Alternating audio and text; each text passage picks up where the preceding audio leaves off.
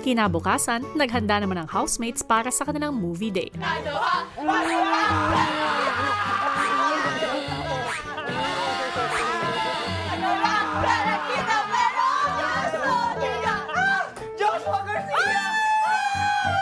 Biglang papasok sila. Aba girls, handang-handa ah. Di ba manunood lang? Ano meron?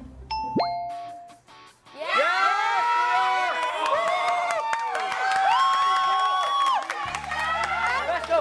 Ilan ba wala tayo marinig?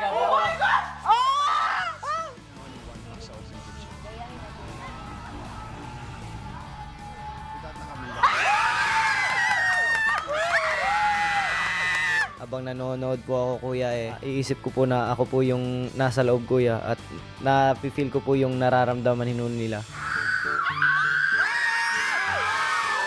This is just a movie, pero alam mo kuya na parang yung mga binibitawan nila na lines, parang somehow, nafe-feel mo din yung pain. Relatable! I'm happy for you. Di ba gumano si Joshua? Ang sabi ko naman sa aking ex ay, please be happy with her. Ooh!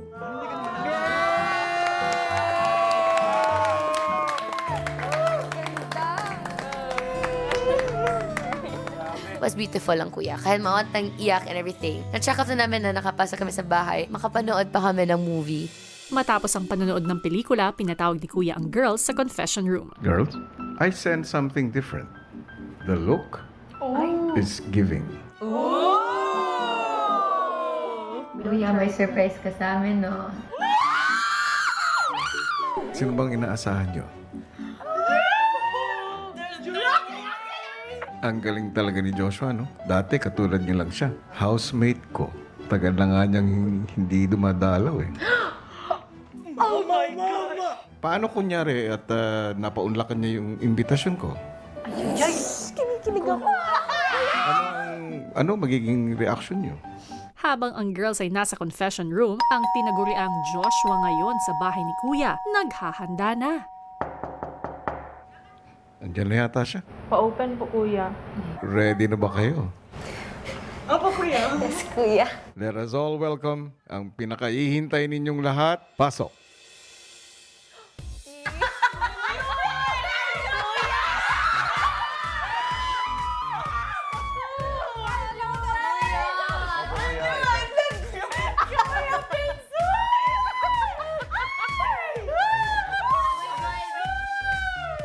Ang gwapo, di ba, girls? Gulat na gulat ho sila sa pagpasok ko dito at hindi ko po inakala na ganito po yung pagbati nila sa akin. I'm so unhappy. Maraming salamat sa pagpapaunlak mo. Walang ano-ano, kuya. Dahil rin ho sa inyo at kaya po naging successful po yung karir ko. Maraming salamat po, kuya. Mga kapamilya, akin ko po kayong inaanyayahan na panoorin po yung bagong movie ko po na Unhappy for You. At sana po magustuhan nyo at isama nyo po yung mga ex nyo ho na hinayahan ho kayong malunod. Yan ho, maraming salamat. Maraming salamat, Binsoy, aka Josh Mariosep.